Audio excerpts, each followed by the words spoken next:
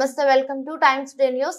చిలకలూరిపేట నియోజకవర్గ పరిధిలో గల ఎడ్లపాడు మండలంలోని సొలస గ్రామంలో వేంచేసి ఉన్న శ్రీ భూ సమేత రంగనాయక స్వామి ఆలయంలో కళ్యాణ మహోత్సవాలు వైభవంగా కొనసాగుతున్నాయి.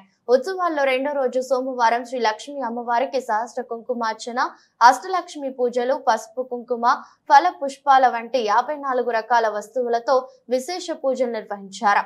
అనంతరం భక్తులకు వివిధ రకాల తీర్థ ప్రసాదాలను పంపిణీ చేశారు.